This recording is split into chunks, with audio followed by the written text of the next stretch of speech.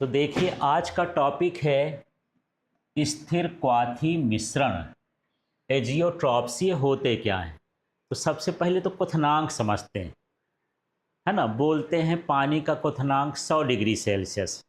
तो क्वथनांक का मतलब है क्या? पानी का क्वथनांक 100 डिग्री सेल्सियस है, मतलब जब पानी को हम 100 डिग्री सेल्सियस पर गर्म करते हैं तो वह द्रव से किस में बदलने लगता है? एक गैस में। किस में बदलने लगता है? गैस में।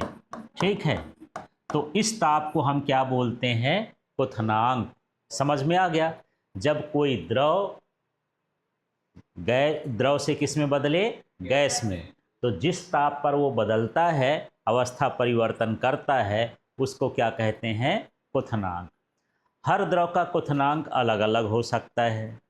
जैसे मान लो मैं अल्कोहल की बात करता हूँ तो 75 डिग्री सेल्सियस पर द्रव से किस में बदलने लगता है? गैस में। यदि आप पेट्रोल की बात करें तो पेट्रोल 60 डिग्री सेल्सियस में क्या होता है? द्रव से किस में बदलने लगता है? गैस में। यदि आप कोई आपने पास कार है, गाड़ी है, उसको धूप में खड़ा कर दो और उसमें 1 लीटर पेट्रोल है तो 4-5 दिन बाद उसमें पेट्रोल न रहेगा, क्योंकि सब भाप बन के गर्मी पाके क्या हो जाता है? वो उड़ जाता है, गैस बन जाता है। तो सीधा सीधा जब जिस ताप पर कोई द्रव गैस में बदलता है उसे हम क्या कहते हैं? क्वथनांक। मान लो मेरे पास कुछ ऐसे दो द्रव हों, है ना, जो 100 डिग्री सेल्सियस पर ही द्रव से गैस में बदलते हों। जैसे मान लो यहाँ पर मैं मान लूँ कि पानी है। यदि पानी को 100 डिग्री सेल्सियस में गर्म करो तो ये द्रव से किस में बदल जाएगा? भाप में। किस में बदल जाएगा? भाप या वाष्प में। और यहाँ पर अल्कोहल ले लूँ, ये भी 100 डिग्री सेल्सियस पर किस में बदल जाए? द्रव से किस में? भाप में। भाप माने गैस में। तो अब ऐसे मिश्रण को जिनका जो क्वथनांक है वो एक जैसा हो, उसी को क्या बोलते हैं? स्थिर क्वाथी मिश्रण। समझ में आया? जिनका क्वथनांक कैसा हो? एक जैसे हो, उनको हम क्या बोलेंगे? स्थिर क्वाथी मिश्रण। तो चलिए अब यहाँ पर हम देखते हैं, जो इसमें टॉपिक है उसका मतलब तो समझ में आ गया होगा। विलयन, जिनका द्रव और वाष्प प्रावस्था में संगठन बिल्कुल समान होता है तथा वो जो एक स्थिर ताप पर उबलते हैं, स्थिर क्वाथी कहलाते हैं। यहाँ पर चाहे स्थिर ताप पर उबलना कह सकते हो या फिर स्थिर ताप पर इनका क्वथनांक होता है, तो उसे हम क्या कहते हैं? स्थिर क्वाथी विलयन। तो ऐसे विलयन कब होंगे? जब उनका जो ठोस प्रवस्था है और वाष्प प्रवस्था का उनका संगठन एक जैसे हो। माने जितने ताप पर पानी उबलता है उतने ताप पर अल्कोहल भी उबले या कोई दूसरा द्रव उबले। ठीक, तो इसका मतलब उनका संगठन कैसा है? एक समान है।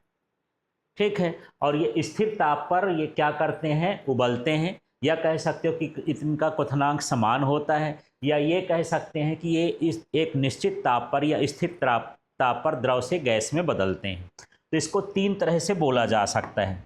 तो चलिए बात करते हैं फिर से, क्या क्या होना चाहिए। इसी को हम बोल सकते हैं कि क्वथनांक कैसा होना चाहिए? समान होना चाहिए। या फिर द्रव से गैस में एक ही ताप पर बदलना चाहिए, है ना। समझ में आ गया। या फिर हम कह सकते हैं कि ये एक ही ताप पर क्या होना चाहिए? उबलना चाहिए। ये कहने के ये 3 तरीके हैं, पर सब का मतलब एक है। कह सकते हो स्थिर क्वाथी विलयन क्या कहलाया? वो विलयन जिनका क्वथनांक, जिनके घटकों का क्वथनांक कैसा हो? एक समान हो। या कह सकते हो वे विलयन जो एक साथ एक ही ताप पर द्रव से किस में बदलते हों? गैस में बदलते हों। या कह सकते हो वे विलयन जो एक ही ताप पर उबलते हों, उसे हम क्या कहते हैं? स्थिर क्वाथी विलयन। समझ में आ गया? क्लियर हो गया? हाँ, क्या क्या बोलोगे? वे द्रव जिनका क्वथनांक समान हो। फिर क्या कर सकते हो? वे द्रव जो एक ही ताप पर गैस अवस्था में परिवर्तित होते हों।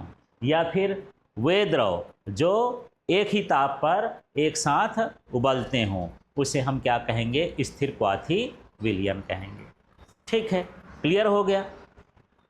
अच्छा, अब यहाँ पर जो है इनका विशेष गुण समझते हैं कि ये है क्या। विशेष गुण का मतलब है कि ये क्या दर्शाते हैं। ठीक, इन मिश्रणों को प्रभाजी आसवन द्वारा अलग नहीं किया जा सकता है। अब प्रभाजी आसवन है क्या? प्रभाजी आसवन का मतलब ये है कि जैसे मान के चलो, जब हम पेट्रोलियम वाले पदार्थों को अलग करते हैं, जैसे हम कच्चा तेल लाते हैं, अब उसी कच्चा तेल से पेट्रोल बनता है, उसी कच्चा तेल से डीजल बनता है, उसी कच्चा तेल से केरोसिन बनता है, उसी कच्चा तेल से गैस बनता है, उसी कच्चा तेल से डामर या एस्फाल्ट बनता है, उसी कच्चा तेल से इंजन ऑयल बनता है कच्चा तेल, लेकिन उससे बनते बहुत सारे हैं, है ना। जैसे दूध ही है, तो हम गाय या भैंस से लिए, पर हम उससे पनीर भी बना लेते हैं, उससे दही भी बना लेते हैं, उससे छाछ भी बना लेते हैं, है ना। इस तरह से उससे खोवा भी बना लेते हैं, उससे रबड़ी भी बना लेते हैं, बहुत सारी चीज़ उसी से बनाते हैं, मलाई भी उसी से बनती है। इसी तरह से कच्चा तेल से भी बहुत सारी चीज़ें बनती है, पर बनाने का तरीका सबका कैसा है, अलग अलग है। ऐसा नहीं कि मुझे दही बनाना है तो मैं गरम कर दूं, है ना। मुझे पनीर बनाना है तो उसको हम गरम करके थोड़ा नींबू डाल के कर लेते हैं। दही बनाना है तो ठंडे में हम थोड़ा सा दही या जामन मिला देते हैं।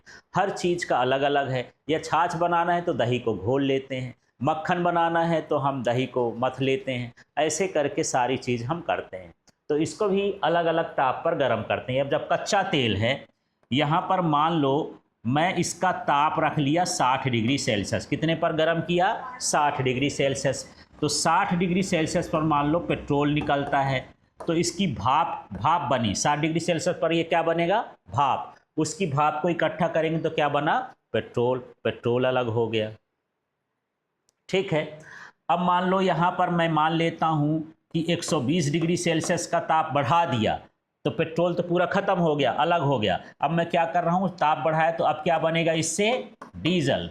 मान लो इससे डीजल बन रहा है। फिर मैं ताप जब डीजल पूरा भाप बन के उड़ गया, अब भाप नहीं बन रही है, तब मैं इसका ताप और बढ़ा देता हूँ। ये क्या हो गया? 180 डिग्री। अब यहाँ से क्या मिल रहा, मान लो इंजन का ऑयल। क्या मिल रहा है? Engine oil. फिर मैं इसको 200 डिग्री सेल्सियस कर देता हूँ, तब ये भाप इकट्ठा होती तो क्या बनता है? डामर। और इसके बाद भी नहीं बनता तो फिर नीचे क्या बनता है? प्लास्टिक।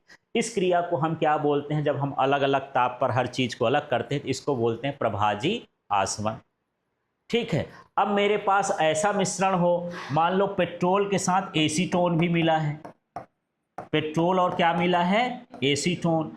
अब यहाँ पर 60 डिग्री सेल्सियस पर यह भी भाप बनता है। अब यहाँ पर मैं गर्म करूँ और मैं सोच रहा हूँ कि पेट्रोल अलग हो जाए, पर 60 डिग्री सेल्सियस में एसीटोन भी भाप बनाता है, पेट्रोल भी भाप बनाता है। अब जब भाप इकट्ठा होगी तो किसकी होगी? पेट्रोल की कि एसीटोन की? एसीटोन की। पेट्रोल की ना होगी, पेट्रोल भी तो 60 डिग्री सेल्सियस पर भाप बना देता है। दोनों को हो जाएगी। तो क्या हम अब पेट्रोल और इसको एक अलग कर सकते हैं? तो यही है, इसको हम प्रभाजी आसवन से अलग नहीं कर सकते हैं। मतलब जो स्थिर क्वाथी वाले मिश्रण होते हैं, विलयन होते हैं, उनके घटक को प्रभाजी आसवन द्वारा अलग नहीं किया जा सकता, क्योंकि उनका क्वथनांक कैसा होता है? एक जैसा होता है। ठीक है, समझ में आ गया? क्लियर हो गया? तो दो चीज़ें हैं। स्थिर क्वाथी का मतलब उनका क्वथनांक कैसा होगा? एक समान। वो द्रव से गैस में एक ही ताप पर बदलेंगे, एक ही ताप पर क्या होंगे? उबलेंगे। यदि भाप को इकट्ठा करोगे तो वो दोनों इकट्ठा हो जाएंगे।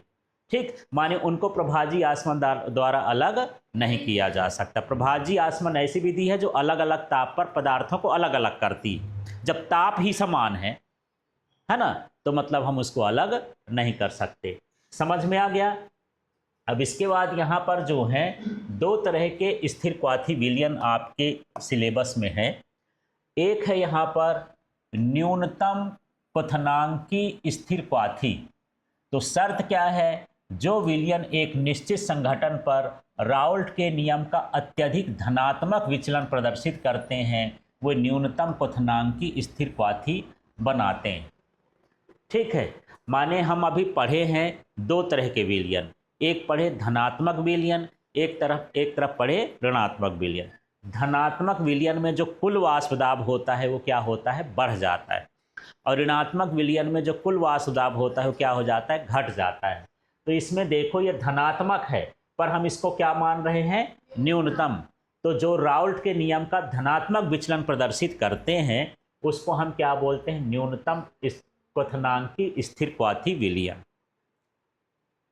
ठीक है, क्या हो गया, उनका क्या होना चाहिए, धनात्मक विचलन होना चाहिए। कोई ऐसा मिश्रण हो जो धनात्मक विचलन प्रदर्शित करता हो, इसका मतलब उसका वाष्प दाब बढ़ता हो, तब हम उसको बोलेंगे न्यूनतम क्वथनांकी स्तर। क्योंकि जब वाष्प दाब बढ़ता है तो ताप घट जाता है, माने वो कम ताप पर अलग हो जाएगा। ठीक है, जैसे पानी यदि शुद्ध है तब 100 डिग्री सेल्सियस पर अलग होता है, लेकिन पानी को यदि मिलावट कर दो हो सकता है वो 75 डिग्री सेल्सियस पर अलग होने लगे, वो उसका मिश्रण क्या हो जाए, कम ताप पर अलग होने लगे, जल्दी उबलने लगे, है ना। तो हाँ, इसका मतलब हो गया कि उसका क्वथनांक क्या हो गया, कम हो गया। तो वाष्प दाब का क्वथनांक का उल्टा रिलेशन है, वाष्प दाब यदि बढ़ता है तो क्वथनांक क्या होता है, घटता है। इसलिए इसको बोलते हैं न्यूनतम क्वथनांकी स्थिर क्वाथी, माने इसका क्वथनांक क्या हो जाएगा, कम हो जाएगा। कब कम होगा, जब इसका वाष्प दाब बढ़ेगा, और वाष्प दाब बढ़ेगा तो उस विलयन को क्या बोलेंगे, धनात्मक विचलन वाले विलयन।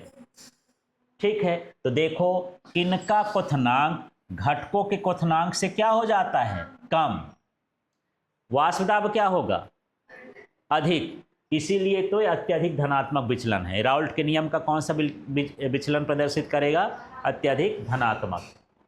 ठीक है, उदाहरण के लिए देखो, आयतन के आधार पर 95.6% एथेनॉल और 4.4% जल का मिश्रण एक स्थिर क्वथनांक होता है, ये 373 केल्विन होता है ना। इसका मतलब ये है कि आप पानी को और एथेनॉल को 95.6% क्या हो, एथेनॉल, और 4.4% क्या हो, पानी हो, इन दोनों को यदि आप मिला दो और इनको जब अलग करोगे तो एक साथ अलग होंगे। इसमें पानी और इसको अलग नहीं कर सकते हैं, मतलब यदि हम इसको गर्म करेंगे, ठीक है, अब इसकी भाप को हम इकट्ठा करेंगे, मान लो एक नली लगा दिए कि भाप यहाँ से जा करके इस बर्तन में क्या हो, इकट्ठा हो। इसमें किसका मिश्रण है, एथेनॉल का, और किसका मिश्रण है, पानी का। एथेनॉल कितना है, 95.6, और ये 4.4% क्या है, पानी है। मान लो मैं इसका ताप कितना कर दिया, 100 डिग्री सेल्सियस, 373 माने 273 होता है, उसमें 100 जोड़ दो तो 373, तो डिग्री सेल्सियस में बदलेंगे तो कितना हो जाएगा, 100 डिग्री सेल्सियस। अब जब हम गर्म करेंगे तो यहाँ पर भाप बनेगी, किसकी भाप बनेगी, हाँ, क्योंकि इस ताप पर एथेनॉल भी भाप बनाएगा और पानी भी भाप बनाएगा। अब इस भाप को इकट्ठा करूंगा, इस बर्तन में क्या मिलेगा मुझे, भाप तो ठंडी होकर पानी ही बन जाएगी ना, तो क्या मिलेगा, पानी मिलेगा, एथेनॉल ना मिलेगा, एथेनॉल भी मिलेगा और क्या मिलेगा, पानी भी मिलेगा। तो स्थिर क्वाथी विलयन कहला गया। ठीक है, समझ में आ गया।